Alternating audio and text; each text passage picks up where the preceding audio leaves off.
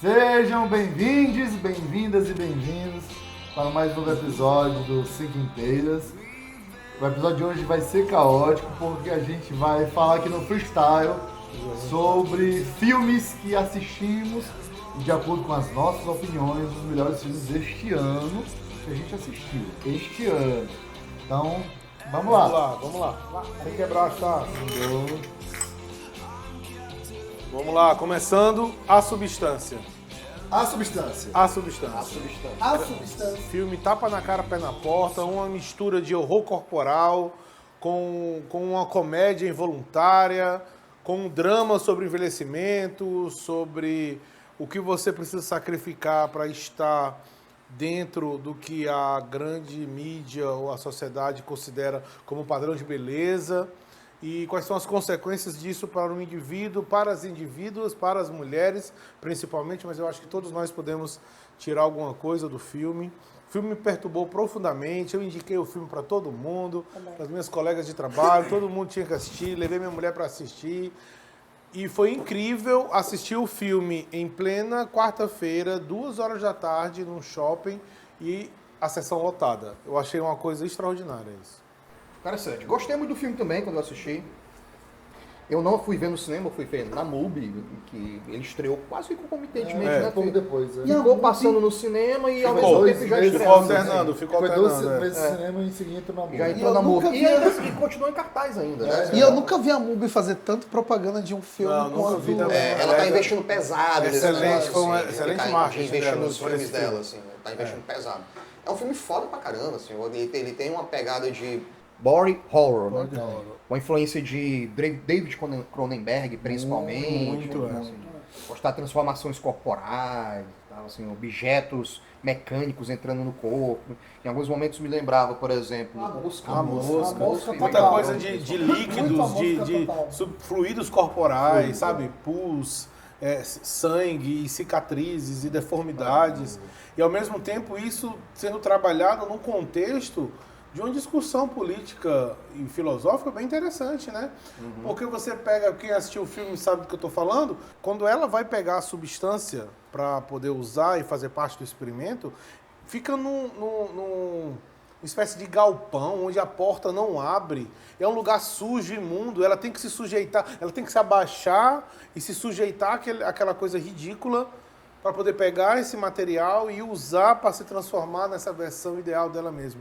Até que ponto você está disposto a se sacrificar, a perder algo em prol daquilo que você considera sua versão ideal, né? Sei lá. Uma das coisas que eu gostei bastante na Substância foi a fotografia e o som. Maravilhoso. A Muito fotografia, bem lembrado. né, com essas cores muito vibrantes. Você está Muito. falando sobre a Perfeito, entrada no né? local, É. que é aquele branco. Aquele branco, enquadramento. Dói nos olhos, Dói, né? Isso é uma bomba atômica explodindo. E O uso de grande angular, né? vários grandes angulares que você fala, não estava discutindo com a minha esposa quando eu estava assistindo o filme, né? E ela falando, olha, Fabiano, eu tô vendo o corpo sexualizado. Eu, beleza, você, mulher e tal, mas eu, como homem cis hétero assistindo, em alguns momentos eu vi críticas a respeito disso, mas não pensei que não ia sentir isso. E o que eu quero dizer no final das contas? Que é o estranhamento, que é até a repulsa na maneira como o corpo feminino é mostrado, sabe? Porque por mais que você veja, né, a bunda lá da Margaret, Qualley. Por mais que você veja lá e tal a bunda da Margaret sendo mostrada daqueles ângulos ali e tal, mas é tão invasivo de um jeito que você fica se estranha, você tem um estranhamento, sim, há um incômodo É uma que eu não consegui exprimir eu isso acho que ele enquanto sentimento. Ele tá falando da sexualização, mas ele não mostra isso. É algo que te incomoda. E para concluir, na questão dos sons, eu acho que teve uma influência do Aronofsky também. Com certeza. Né? Como ela é focada a injeção, como é focada o olho da própria Margaret, no caso também da Demi Moore, que vai virar dois olhos, mas em outros momentos. Mas o uso do som é que incomoda bastante da montagem, também. né? A montagem e o som. E a montagem. E o som casados de uma maneira... Ou seja, Você fala um pouco da fotografia, Quando ela filma a Sui, a fotografia, tecnicamente falando, ela é exposta como uma forma de publicidade. Exato. O produto, para poder ele ser Iluminado por consumido, todos os anos. ele ser iluminado todos os anos. Que é a própria roupa que ela escolhe. É. Ela escolhe aquela roupa, aquele traje, que é super vibrante e tal. E a maneira como ela sai também, ou seja, expondo aquelas cores vibrantes também da cidade onde ela tá, é Hollywood. Então, a Hollywood acaba o brilhar de Hollywood sendo transmitido nela e ela transmitindo também esse brilho, esse multicor para todos os lugares, né? Não, e você vê isso quando ela pega o objeto do globo, aquele globo que tem uma bailarina, tipo de bailarina dentro, que ela, né, que tem aquele bloco de...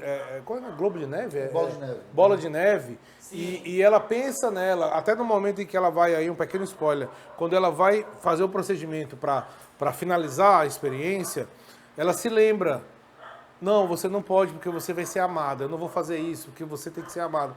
Aí há essa referência a esse ser perfeito, né? O final, que é o que final. mais gerou Vamos falar do final. repercussão, né? E Vocês que gostaram do negativo. final? Todo mundo gostou do final? Eu gostei do final. Eu gosto do O final Vamos mexe lá. Porque assim, eu entendo que a diretora, ela queria aquele final, assim. Não é que, ela perdeu a mão, ela não soube. Não, ela quis aquele final, é escolha.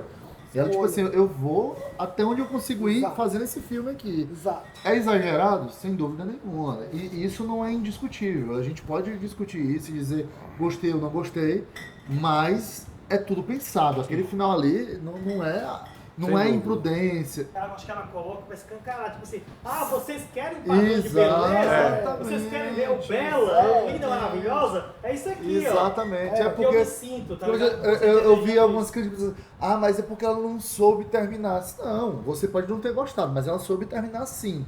Ela exagerou porque ela quis exagerar. Ela, tipo assim, eu vou escancarar esta porra aqui. E eu acho vou até os últimos limites mesmo. Assim. E eu acho que o roteiro do filme leva a isso no final das contas. Total. Ele em nenhum minuto é incoerente. Total. No final das contas, a Totalmente. diretora consegue corresponder. Aí que tá, gente. A gente falou de vários filmes de influência, mas não falou de Reanimator. Então as pessoas que não gostam de trash, assim, eu até falei para algumas pessoas assim, me lembrou muitas vezes Fome Animal, Náusea Total do Peter Jackson, o próprio Reanimator, que é a questão do líquido. Eu tô falando uma coisa que vários críticos falaram, que tem muito do Lynch ali também, né? A transformação dos personagens através Grotesco, né? do grotesco, né? De quanto... Grotesco é uma palavra né? interessante. E nenhuma pessoa poderia interpretar melhor do que a Demi Moore. Todo mundo falando, a Demi Moore tá linda, maravilhosa. Mas ela sofreu isso, gente. Só lembrando, ela passou por várias operações plásticas, procedimentos estéticos que acabaram não soando muito legal, né? Facialmente. Ela até reverteu. Ela reverteu isso. Ela reverteu alguma. Então ela passou por tudo isso. Eu acho que a Demi tem tudo pra... Não sei se ela foi indicada ao Oscar por pelo menos Ghost, eu acredito que não. Foi. Mas ela ter a sua primeira indicação ao Oscar seria muito legal, muito Seria interessante. Eu vou pegar esse gancho aí de primeira indicação ao Oscar pra Demi Moore, no caso, e talvez jogar aqui a possibilidade de uma indicação ao Oscar também, que está sendo aventada aí no meio muito da bom. indústria cinematográfica. Muito bom. Para uma brasileira. Uma brasileira. Brasileira, digníssima Fernanda Torres. Maravilhosa. Maravilhosa. Pela participação dela no papel de Sueli. Ó, brincadeira. Eu só queria saber se a Gwyneth Paltrow vai ser indicada esse ano. Já pensou, né? Tem perigo, viu? Tem perigo.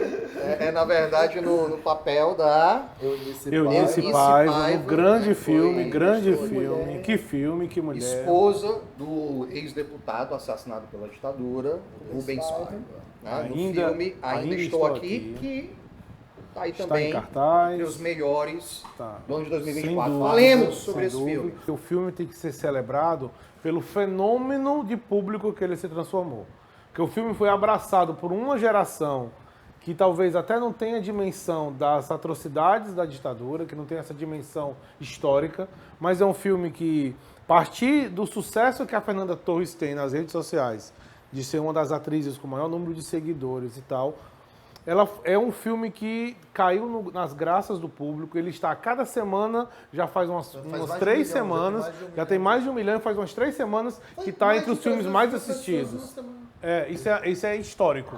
Isso tem que ser, é um fenômeno e isso tem que ser reconhecido.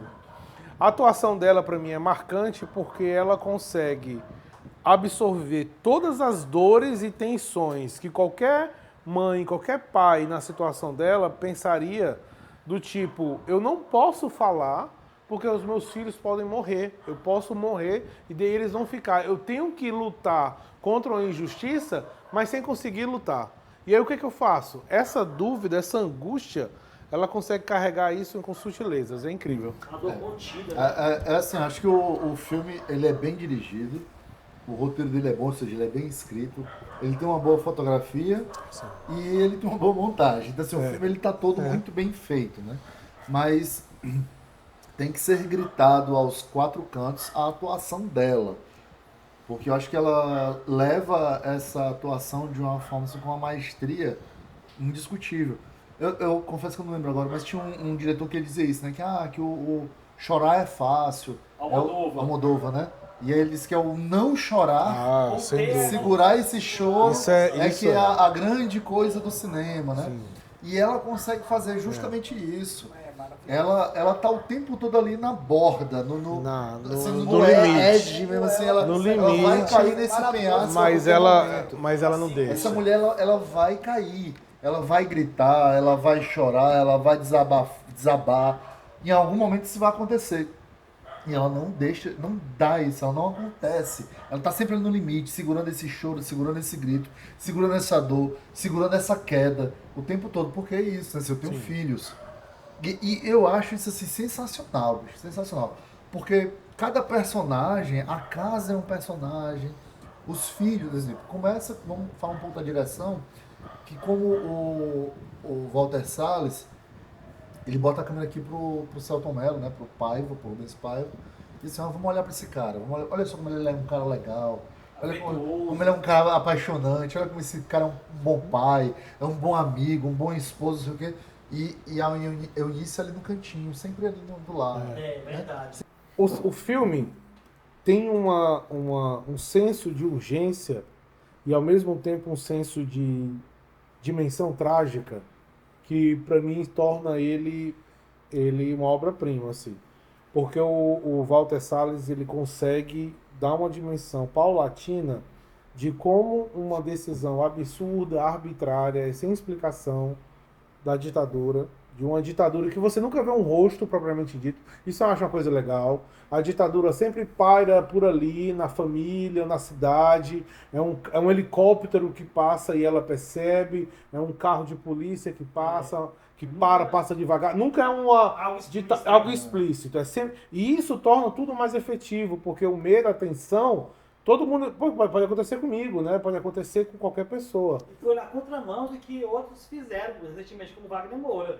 Sim, de ser mais abordar gráfica, isso mais gráfica e mais direta, né? Mas isso não tira do filme a sua potencialidade. Eu acho que o filme é muito carregado. Eu acho que é por isso que o filme também está repercutindo muito positivamente em outros países. Porque como ele não identifica uma ditadura com rostos e nomes, ele deixa uma coisa meio geral. Mesmo numa sociedade, num outro país, onde você, nos Estados Unidos, por exemplo, onde o filme está indo muito bem, está sendo discutido e falado, e a interpretação dela muito bem notada. Eu acho que as pessoas conseguem se identificar. A ditadura, a arbitrariedade, um perigo iminente, e essa mulher que tem que ser a mãe, que tem que proteger os filhos, e essa tragédia familiar misturada com a política. Entende? Eu acho que tem um processo de identificação que pode ser universal. É justamente isso, né? Como eu estava falando. Então, assim, você tem no início a câmera olhando pro Rubens Paiva o tempo todo a câmera ela, a Eunice ali quase uma coadjuvante ali no fazendo canto, a comida, exato, né? Fazendo o soufflé. Uma mulher de canto, exatamente, o tempo todo de canto. Vem os representantes da ditadura e levam esse cara, e aí ela surge. E aí foi o que a gente estava falando, né? Assim, uma casa solar, né? Como a história começa na praia, né? Então é tudo muito solar. Ela tá tomando banho de mar, tudo muito solar. Quando esse agente da ditadura chega, as janelas são fechadas e começa o momento sombrio da história A dela. escuridão se torna. E aí você tem ela quase que literalmente agarra a câmera e diz: você agora vai olhar pra mim, É. câmera. E aí é isso. Aí Estou a aqui. história o tempo todo agora é essa mulher. E eu estou aqui, você E não é assim, indiscutível que a atuação dela é que deixa a história ainda mais potente. Porque aí a gente vai para aquele momento de tortura. Tortura não, entre aspas não, tortura psicológica, quando ela é presa. O momento que ela começa a querer saber a história do marido, quando ela Mostra a barbaridade da ditadura. A menina tem 15 anos. Exato. Ela tem 15 anos e ela é levada para interrogatório e tal. Exato. Ela fica presa. A menina fica presa lá durante uma noite, não é liberada no dia seguinte. É, Aí o personagem, aí é o Eunice, que é o personagem da Fernanda Torres, fica presa por 5 dias. E ela vê a foto da filha, né? Quando depois ela isso. Depois, quando o cara diz, olha, o Rubens foi morto. Tá, e agora a gente vai falar sobre isso. Não. Você vai continuar brigando, querendo saber o que aconteceu com ele. Mas ela já sabe que ele tá morto. E ela tem que continuar fingindo.